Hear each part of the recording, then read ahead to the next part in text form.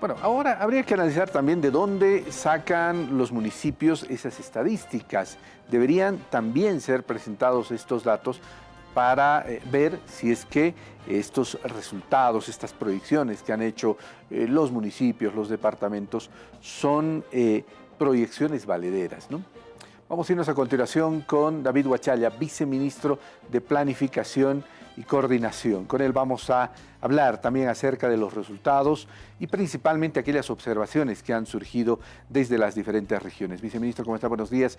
Gracias por atender esta entrevista. Seguramente usted también a través de los diferentes medios de comunicación y las redes sociales ha recibido esta información, pensar que tienen autoridades del eje troncal como alcaldes, gobernadores también de departamentos como Santa Cruz.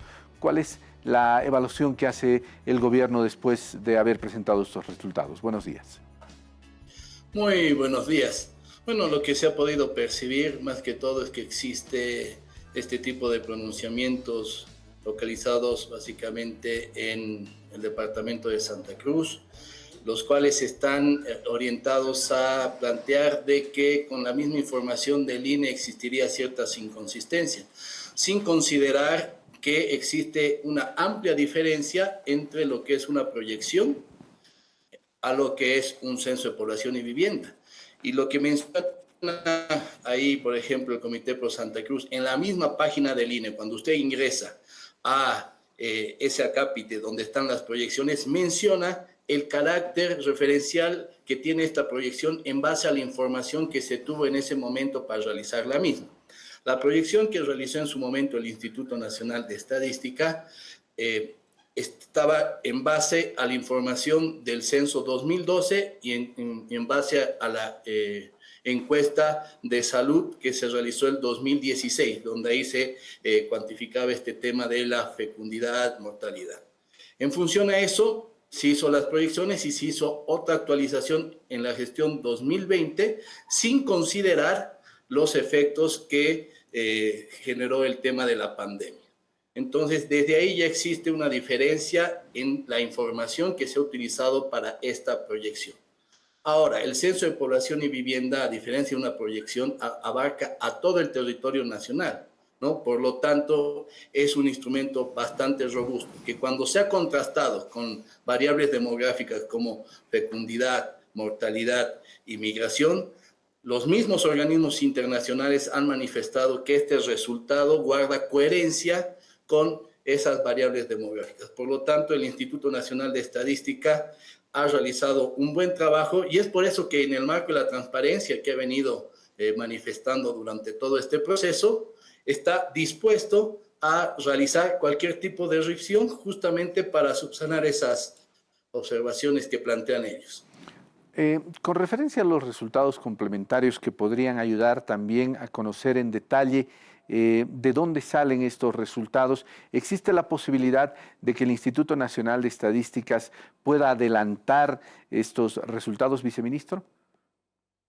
Bueno, de acuerdo a lo que se ha comprometido el señor presidente de presentar hasta el mes de agosto justamente esta información del conteo poblacional, ese compromiso ha sido cumplido. Lo que queda ahora es información más detallada a diciembre por población a nivel incluso de manzano en los centros urbanos y por comunidad en el área rural, que eso hay que remitir también al órgano electoral, justamente para que ellos hagan su cartografía electoral con miras de las próximas elecciones. Y posteriormente, ya en la gestión 2025, ya se va a presentar justamente la tabulación de toda esta información que se ha consultado en la boleta censal, donde ahí también hay preguntas muy importantes sobre, por ejemplo, la migración existente en las diferentes familias. Entonces, ya cuando se entregue estos resultados finales, ahí ya se va a poder explicar con mayor detalle todas estas variaciones que existieron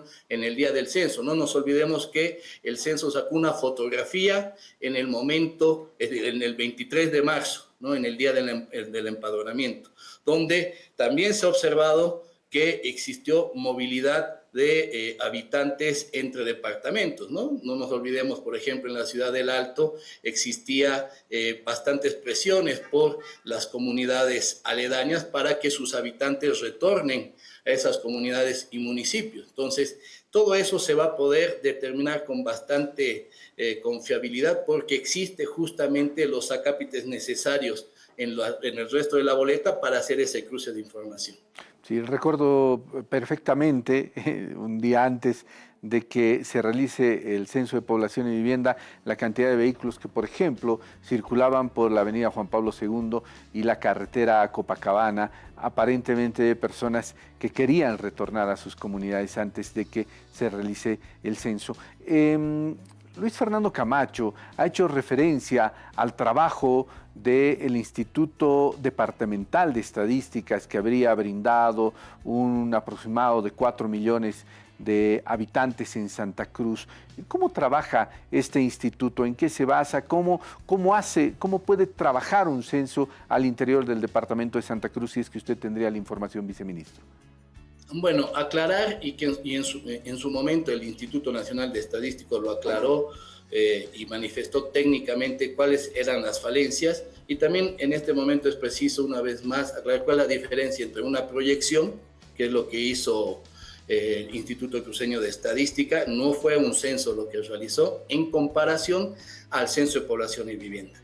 Lo que hizo el Instituto Cruceño de Estadística es a partir de una muestra de la población de Santa Cruz, de los diferentes municipios y provincias que están en el departamento, hizo un conteo de los medidores de luz y a partir de eso hizo una extrapolación, una inferencia de que existía 4 millones de habitantes en Santa Cruz. Entonces, es una muestra que ha tomado una variable aproximada para inferir de que había 4 millones de habitantes.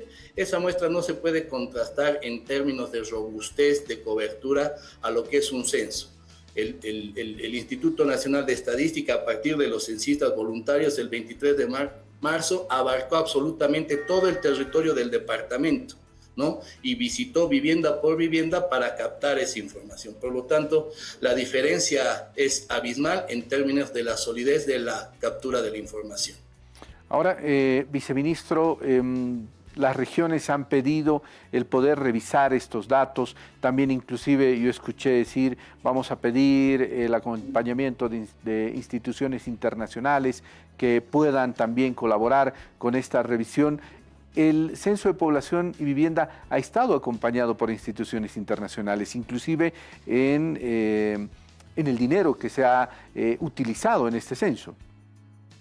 Es así. Es por eso que el señor presidente, en el marco de la transparencia y la exigencia técnica que ha pedido para que se realice este trabajo, conformó una comisión internacional de alto nivel. ¿Quiénes conforman esta comisión? Conforma el Fondo de Población de Naciones Unidas, está el CELADE, que es el Centro Latinoamericano de Desarrollo, que es la División de Población Especialista de la CEPAL. Estas dos instituciones asesoran a todos los países de la región en sus censos, ¿no? Son los organismos especializados en esta materia censal.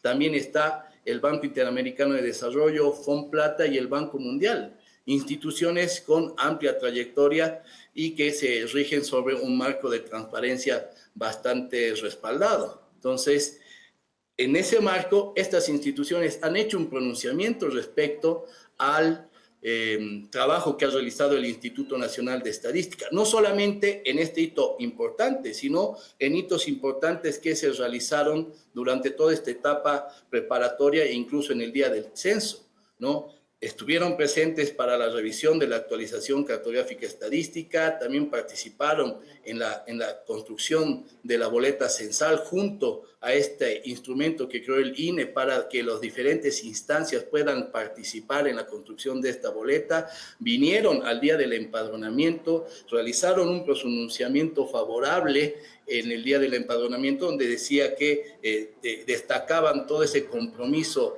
del pueblo boliviano para poder abrir las puertas y poder captar esa información. Y ahora también en este hito muy importante manifestaron y valoraron positivamente todo este trabajo técnico que encaró el Instituto Nacional de Estadística y que el resultado guarda coherencia con estas variables demográficas de fecundidad, mortalidad e inmigración a lo que ha obtenido el Instituto Nacional de Estadística. Y un factor más, si nosotros comparamos cuál ha sido la situación, por ejemplo, de los demás países que realizaron censos en esta ronda 2020, cuál ha sido la situación entre proyección y el censo que realizaron, todos los países tienen diferencias, obviamente, por lo que le he explicado previamente del alcance de la metodología. La Argentina, por ejemplo, tuvo una diferencia entre proyección y censo de 1 millón de habitantes. El Ecuador tuvo una diferencia de 1.4 millones de habitantes. El Brasil tuvo una diferencia de 11 millones de habitantes.